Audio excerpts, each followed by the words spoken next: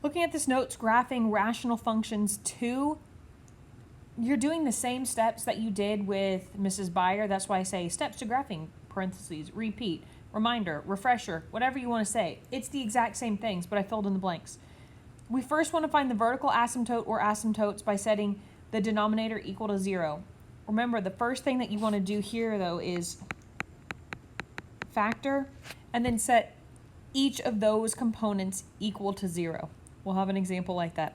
2, find the horizontal asymptotes by using either, if the degree is greater in the denominator, use the k value. If degrees are equal, take the ratio of the leading coefficients.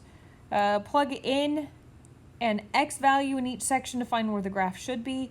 That's going to show you essentially where you're moving, like a translation or something like that.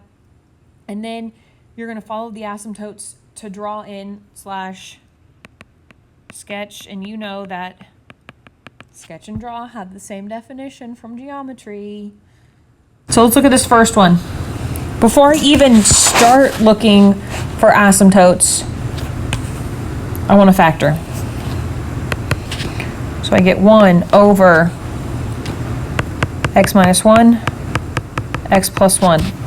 I know that that's the case because I have a difference of squares, so it's going to be square root of x, square root of the first term, square root of the second term, and then we have a positive and a negative after that. So the first thing that I have, I want to find that vertical asymptote. I take each of those pieces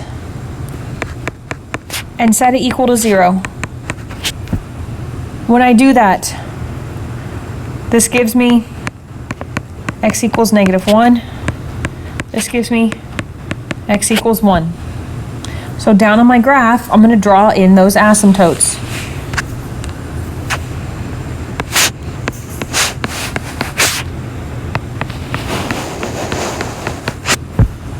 So right now we'll have 3 sections for the most part. Let's go to the next one. I'm going to change the color, and then we'll coordinate things like that. 2, a horizontal asymptote. My highest degree in the denominator is x squared, and it has a coefficient of 1.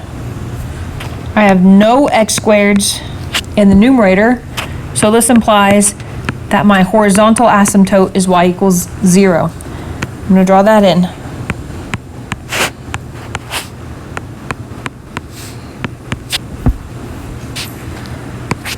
Okay, this next bit, I'm going to do the next 2 parts, the x-intercept and the y-intercept, in the same color, blue.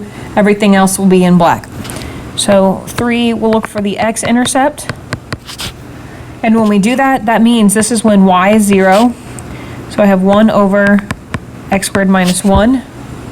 We're going to multiply both sides by the denominator because that's going to eliminate it on the right side, move it to the left. But anything times 0 is 0. So this gives me x is equal to 1. That's not possible. So my x-intercept is undefined. I can't find it. Like, it doesn't exist. My next one, the y-intercept. This is when my x is 0.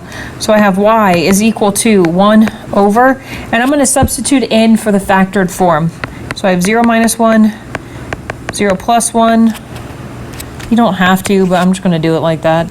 I have 1 over -1 times 1, which gives me -1. So my y-intercept is 0, -1. Excuse me. I'm going to zoom in and draw that on there.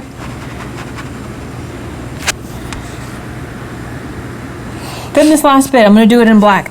I'm going to move it up here. So I want to take a point from, we'll do a double X, and then a point from this circle side. Whatever. I'm just going to move 1 unit over, left or right, from each of those asymptotes. So the first thing that I want to do, I'm going to do f of -2. -2 minus 1. -2 plus 1. That simplifies to be 1 over -3 times -1, which gives me 1/3. So I have the point -2, 1/3, and then I have f of 2. Same thing. 2 minus 1, 2 plus 1, that gives me 1 over 1 times 3, which is 1/3, so I have the point 2 comma 1/3. Putting this in, 2 1/3, it's going to be pretty close to the asymptote, and then -2 1/3, and then let's just draw it in with a different color. Let's draw it in with this purple. So I'll look at the extremes, the far left and far right. I'm just going to follow my asymptotes.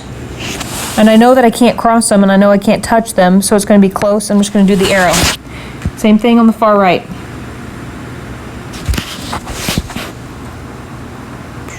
It curves. I know, it kind of looks like they're on top of each other, but I'm trying to get that as close as possible. Then this last one, that's just a sketch in there. We know that it's going to decrease. It's going to look somewhat quadratic and approach my asymptote on both sides. For the domain and range,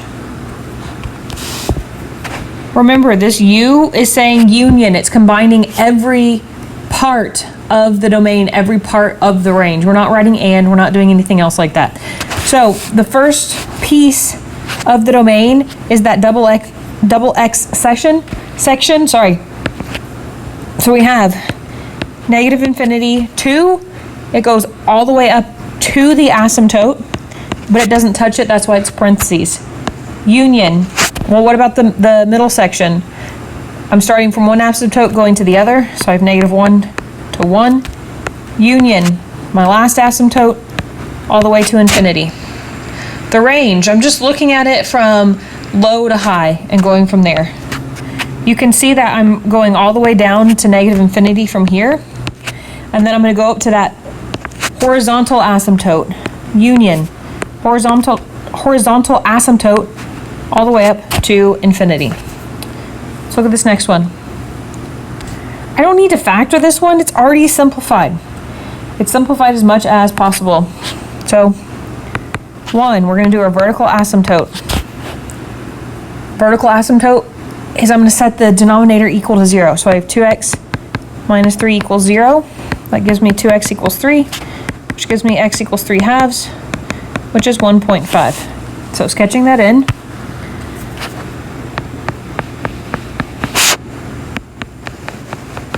There's my vertical asymptote. My horizontal asymptote. I'm looking at the degree. Excuse me. So this is a 4x to the 1 over 2x to the 1. My x's are going to eliminate out. And then 4 divided by 2 is just 2. So this tells me my y equals 2 is my horizontal asymptote.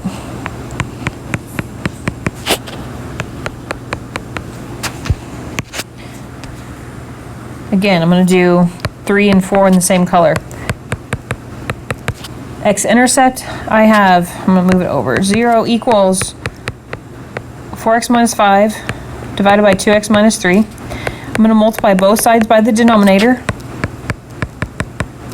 That's going to eliminate the denominator. Well, anything times 0 is just 0, so I have 0 equals 4x minus 5. Simplifying, I get 5 equals 4x. So I get x equals 5/4. 5/4 comma 0. So let's plug that in. Just looking at it, it's right about here. Right in the middle of your 1 and your asymptote, your vertical asymptote. The next one, the y-intercept. So I have y equals 4 times 0 minus 5 divided by 2 times 0 minus 3. Those are going to eliminate out. I'm left with -5 over 3, which is 5/3. So my point is 0 comma 5/3, which is 1 2/3. So it's about there. Last bit. I already have 2 points in this bottom section right here, so I don't need to pick a third point in order to sketch it in. I do need something up in that first quadrant, that top right quadrant. asymptote is 1.5, I'm just going to pick 2.